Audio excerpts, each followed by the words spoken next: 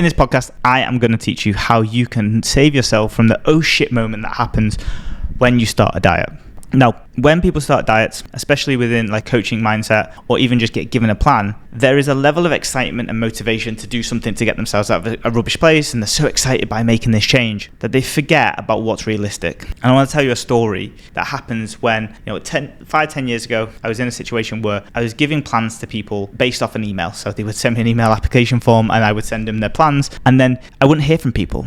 And I'd be like, oh, why are they not motivated, not disciplined? Have I upset them, or is it too much information? Whatever it was. And then time and time again, you get a response back like, oh, it just looks so overwhelming. And I'm like, but you were so motivated when we chatted in the email or via phone call or whatever. How can you not want to do these things? And it comes down to this oh shit moment where expectations and reality really start to hit home for most people, that they end up doing some and saying some wild shit when they're super motivated. And I want you to save yourself from that oh shit moment to avoid you actually failing on a diet in the first 2 to 3 weeks. It's one of the easiest ways that you can stop and get consistent with that diet.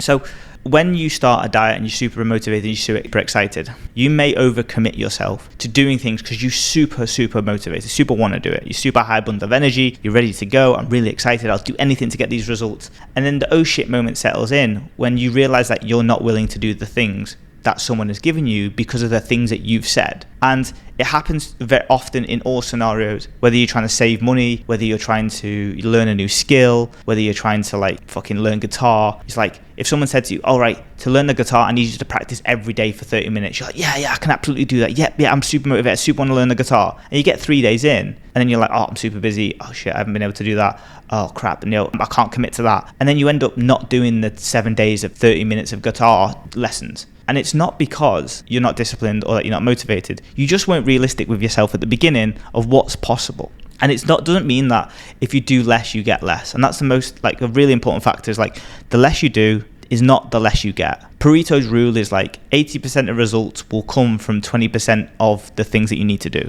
which means that you need 80% effort in a thing that's 20% of the overall process, and you'll get the same results as doing 100%. Because there are things in every process that you can do that will maximize your results. If you want to learn guitar, it's probably practicing the chords and strumming them and spending time away on that, learning the string names and doing chords like G, D, C, E, F minor, whatever it is. That's what's probably going to bring you the most bang for your buck. Whereas there's so many other things that you can do with guitar lessons, like learning to read music, you can learn to auto-tune your guitar, and so many things that don't really impact whether you get better, they're just nice to haves. And it's the same in nutrition. So don't think that you have to do 100% of everything that someone says to get the results that you want to get. And it's not your permission from me to not do your shit, but it's an understanding of that when you start a process, you need to be realistic with what is it that you can do. For example, if someone says, hey, can you weigh your food, and can you weigh that food so that we can get super accurate, it's going to be great for you to learn about how you can navigate your food sources. Yeah, 100% I can. Yeah, I can definitely weigh my food. But then 3 days later, they're not weighing their food because they realize it's not feasible, which means that they struggle to do the things because they've been super excited that they can't commit actually to what's realistic. My oh shit moment when I was doing my own fitness stuff, when I got my own coach,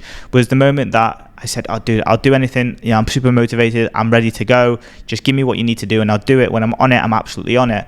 And then he gave me this meal plan that was 5 meals, weighing every grams, taking 15 different supplements. And then at that moment in time, I said, oh shit. It's firstly, I have no desire to do 15 different supplements, even if they're super beneficial. That's just a lot of time out of my day. I can't be asked. And then secondly is that I wasn't willing to eat 5 meals a day consistently because of the time that it would take to prep and all the times that comes with that. And for reference, I don't cook. I don't cook anything. I eat prepped food during the week, which is done from a company, and then at the weekends I eat Deliveroo. So it doesn't fit in. So then when he was like, here's your 5 meals a day, bro, here's your 5 training sessions a week, here's your step target, here's your supplements, I just couldn't do it. Now the thing is that when we see this, we don't do an oh shit moment straight away. We don't look at the plans and go, oh shit. It happens 3, 5, 7 days later when we're struggling to keep up with the things that are demanded of us because we've put ourselves in a scenario where we've been like, yeah, I'll do anything. And the problem is that when you say that you'll do anything, someone that knows a lot, someone that takes their own thought process will give you what's optimal because you've said that you'll do the most. And therefore, the expectations start piling up and piling up and piling up. And to be honest, I would rather you be under-realistic and under-expect what you can do so that what you can do afterwards can build up over time. You're not going to get less results because you're doing less. you're going to get more consistency because you're doing what you can do. And some people either need to learn the hard way by having an oh shit moment and then dialing it back, but most people just need to audit themselves. And probably watching this video, you've probably already started a coaching program, or you're doing a journey or diet yourself, but I would just audit that moment where you've been given the plans, you've been given the structures, you're probably super motivated, and then there's been a drop in standards afterwards, and you're struggling to regain that control back. You're struggling to regain that level of consistency. And it's not that you're not consistent. It's not that you're struggling. It's that in those moments when someone gives you a plans based on your expectations being here, but you can only do this, you've got two options. You either cutthroat it and you just do the things that they're asking to do and you hate it and you just really push yourself outside of your boundaries. And that's like 20% of the people that do that. But the 80% of people will see what they have to do and they will get demotivated and they will fail and quit because they can't do or raise to the expectations they've been put. So what we need to do is be super realistic at the start, and it comes in yourself to audit yourself and be objective as you can do. So how do you do that? Well, instead of thinking like I have all the time in the world or I'm willing to do everything that you say, firstly, if you say that, how do you know what they're going to give you? So if a financial advisor said to you, hey, we're going to get you to £1 million in 10 years. Okay, that sounds great. I'm super happy, really motivated for that. Amazing. I'll do anything. And they come back to you and say, hey, you need to save 10 grand a month, but you only earn 5. Then that was unrealistic, right? You didn't know because you didn't ask. And I think what you can do in these scenarios to avoid your oh shit moment is to ask what the demands are for the goal that I want. So in financial terms, it's, hey, I want to save $1 million, or I want $1 million in my bank account by the age of 40. What would I have to do on a month-to-month, week-to-week basis to make that happen? If I was going fast, if I was going slow, or if I was going medium pace, then you'll get some levels of the process. Now, what you can also do in these scenarios is what I prefer most people to do, which is I want you to look at your day right now, and I want you to put some complete objectivity with it. So out of the week right now, how many days or how many 30-minute slots do you have available right now to go to the gym? I have 4. Okay, so that's 4 30-minute slots that you 100% on an every week basis, you have those slots available. Yes. Okay, then that's what we do, 4 times 30. When you're in the kitchen every single day, how are you making food? Well, make it for my family. I use like the packets of stuff. I just throw it in a bowl. Okay, so do you have time, 10 minutes every meal over the next 6 months to weigh that food before you eat it? Realistically, I eat 10 minutes before every meal. That's 30 minutes a day potentially that you're going to weigh your food and manage it. Sounds like a lot of time. So yeah, it's a lot of time. Do you have it? No. Okay, so we're not going to weigh food. So therefore, as you can see, you might be super motivated. You want to make this change. You want to be all in. You want to show that you can do it. But at the same time, it's like you have to look objectively at your day of what you're doing right now to determine what you can do in the future. Because what you're doing right now will be some routine, some structure, but it might not just be conducive to your thing. But your work life isn't going to change. Your kids' life isn't going to change. Your weekend plans are not going to change during this process for 3 to 6 months. So why are we assuming that it does? And that's where you can move away from your oh shit moment. And I want to give you an analogy. This is very similar to a relationship. So when you start looking at your nutrition and fitness as a relationship, you will start to feel like you understand it a little bit better. So we've all got that one friend who completely loses themselves in another person. So for example, if you're a quiet dude, but you're going out with a really, really extroverted social girlfriend, because you want to be liked, because you want to meet their needs, because you want to be liked by them and have, that affection and that camaraderie, you might start going out 3 days a week. You might start watching TV till 1 o'clock in the morning, even though you normally go to bed at 9. And the more things that you do that are conforming to other people's demands, the more you get away from being yourself. And eventually the bubble bursts. The honeymoon phase is real. I was very similar with Millie. Like, I'm thoughtful, I am caring, but I'm not always super communicative. And when we first got together, I was super communicative. I was super open. I was super telling her about my days and how I struggled and what I thought about these particular topics. But that wasn't me. That was me trying to fit into what she was doing. She was super communicative. She's super having conversations. She's great like that. But that wasn't me. So 3 months in, the bubble burst and I became my normal self again. And I became more reserved, less communicative, more action-based.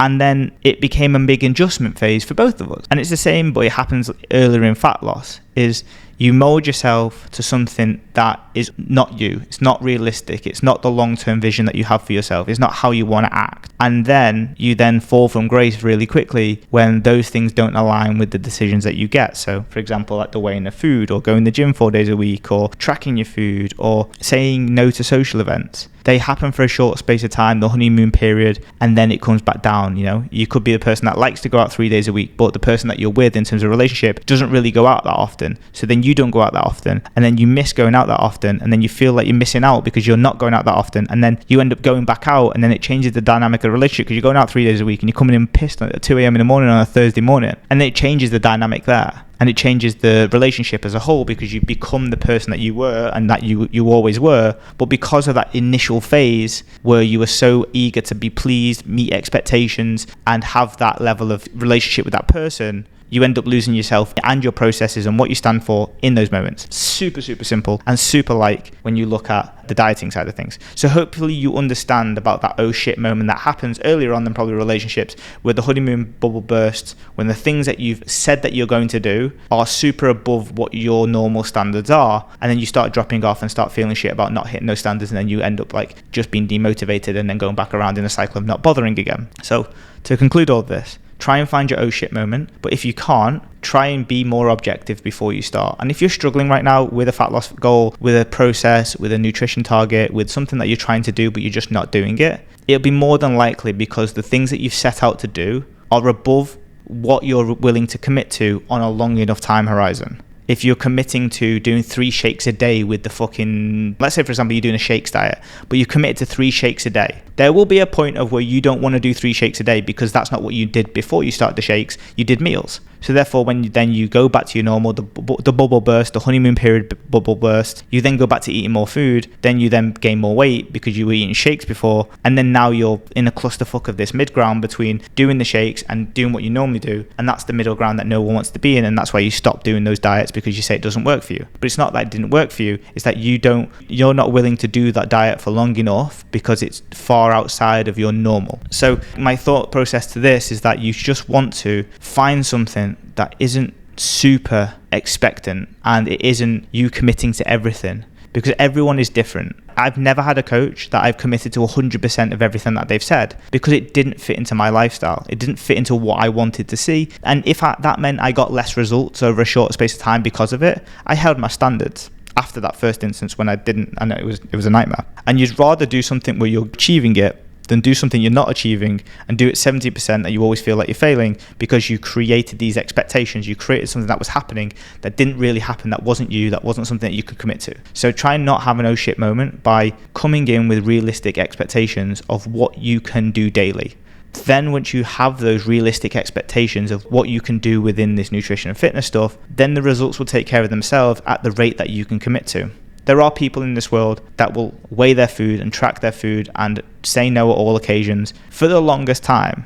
But I'm not one of them, and neither are the clients that I work with or the team work with, because we actually want to have these lifestyle balances. We want to have nice events. We want to go to social events and not sacrifice everything just for this tier goal of having abs or having a flat stomach. It doesn't make sense. So hopefully that is a little short one, bit of a different one. Obviously it doesn't really help when it comes to like if you don't really know what I'm talking about when it comes to having diet experience. But if you are going on your first ever diet, or you're watching this and you never really have done anything like this before, just look at how much time you got to give during the week and don't say yes to everything if you know it's super far outside of what you can do, and start small and build up. Because what's the worst case scenario? You start small and in 4 weeks time you realize that you can do all these extra things, and then you just do them and then you get the results from it. Whereas if you start big, it's really hard to come down. It's really hard to settle down for less because you feel like you're failing because you couldn't do the top tier. And one of the reasons why most people don't stay on a diet, they don't become consistent, they don't learn the lessons, is because they feel like they're failing, and then they don't bother because they don't want to fail. Hopefully have a good day. Chat to you soon.